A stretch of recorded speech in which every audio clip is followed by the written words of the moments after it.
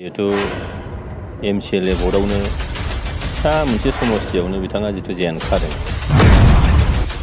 आरो दिनै मोनगु नोङो MLA बियाबजोंसो दिनैहाय मोनसे MP नि बियाब लकसभानि बियाब दा बेयाव माबायदि बिथाङा मोननो हागोन बेखौ फैगौ 7 मेआसो खोन्थासिगोन। दिनै बिथांमोननि दल हिसाबै पार्टी हिसाबै जिखिनि स्थिति बे स्टेटासा जोबोद गाहायाव थांगासिनो दं ग्राफआ दा बेखायनो भटार रायजोफोरखौ बोरैबा फिदिंनो हायो बेनि थाखाय खोथा बाथ्राखौ बिराद मोजाङै बुंबाय थादों। बे बिनिनो बाहागो गुबुन जेबो नङा। दा मानोना जों NDA हिसाबैसो दिनैहाय फोथाराव ओंखारदों जुद्ध खेत्रआव जों ओंखारदों।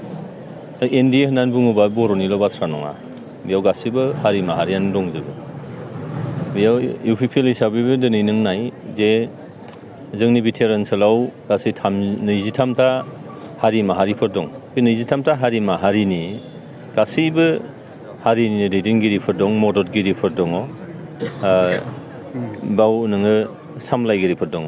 दा होमबा दिनैनि थारिखआव UPPLनि सोद्रोमानि अनजिमायानो दिनैहाय नोङो 10-11 लाखसो जागोन जोंनि मावगिरिफोरनि अनजिमायानो बिनिनो 50%आ बा बिनि बांसिनानो गुबुन हारिफोर जागोन। होमबा बेलाय बहाथो थांगोन फालाय बे बहाथो थांगोन बियो।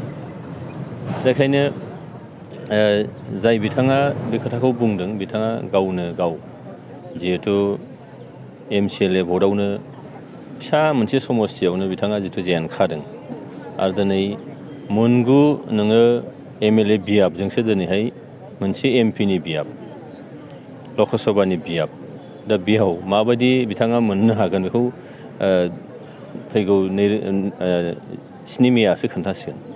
ओंखायनो बिथांनि बुंनाया बेनो जे पार्टी हिसाबै बिथांमोननि जिखिनि स्टेटास बे स्टेटासा जोबोद गाहायाव थांदों बेखौ बोरैबा फोजौनो हायो बिनि थाखाय आबुल थाबुल माखासे बाथ्रा बुंनानै रायजोखौ बोरैबा फिदिंनो हायो नामा बे बाथ्राखौ बिथाङा नाजादों होननानै आं सानो।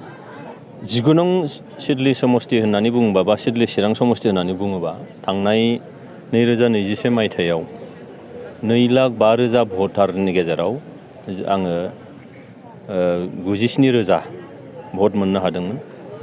बिनिनो 1,60,000सो भट जादों बेयाव आङो 97,000 भट मोननो हादों। दा बे भटआथ' जोंहा इनटेक्ट दंखायो आरो दिनै भटारनि संख्याया एसे बारायदों 2,10,638 जादों। दा होमबा जों निस्सय दिनैहाय NDA हिसाबै नङा होमबा NDA हिसाबै दिनै जों दङ आरो मजबुत हिसाबैनो दङ जों दिनैहाय। दा बेखौ नायबा नुगोन जे दिनै जोङो गैयाब्लाबो 1,20,000निफ्राय लानानै 40,000नि गेजेराव जों मोननो थांगासिनो दं।